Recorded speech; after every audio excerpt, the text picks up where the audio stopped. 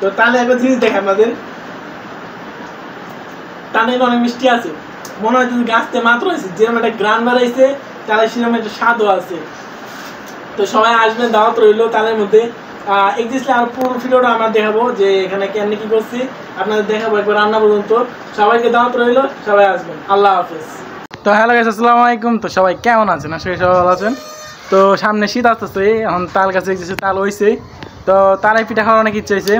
তো আম্মুরে বলছি তো তালাই পিঠা খাবো, তো আম্মু বলছে তাল আই না দিতে পারলে পিঠা খাওয়াইবো।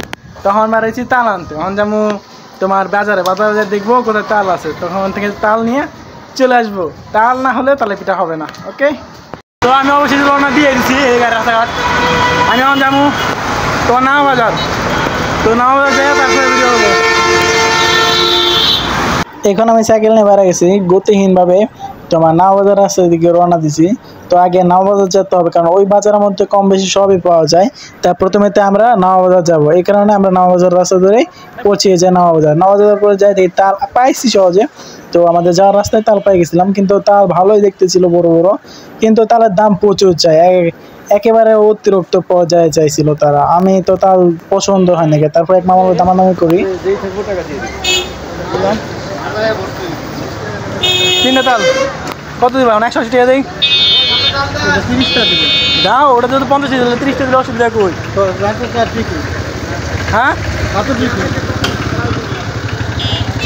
তো দিয়ে দাও 3টা, যদি কিনতে 3টা কিনা হয় 3টা দিয়ে দাও। হ্যাঁ 3টা 180 টাকা হইব না? কি কম হাঁটি তো বিক্রি হয়েছে 40 টাকা 30 টাকা বলে তো বলছে। 3টা দিয়ে দাও। না না, আরে দাও দাও, পারবা। 3টা দিয়ে দাও, একবারে নিয়ে দেখো।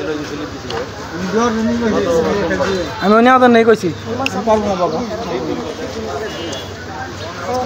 পারবো না।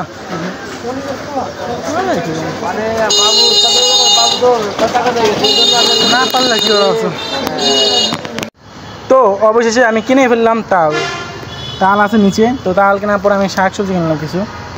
ভিতরে আছে লাউ শাক আর এটা হলো পাট শাক, আর নিচে আছে তাল। আচ্ছা তাল দেখাম না। তো আমার কাম শেষ, এখন বাসায় যাবো। বাসার দিকে রওনা দিলাম, তাল বাসায় যাই পিঠা খাবো।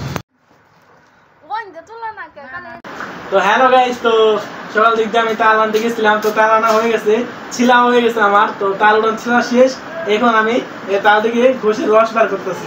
দেখেন আমার তালগুলোতে দুইটা, একটা তালেতে প্রায় বড় তালা যেটা ছিল এই তালটা আমি পরে করলাম, তো মেলাখানে রস হচ্ছে।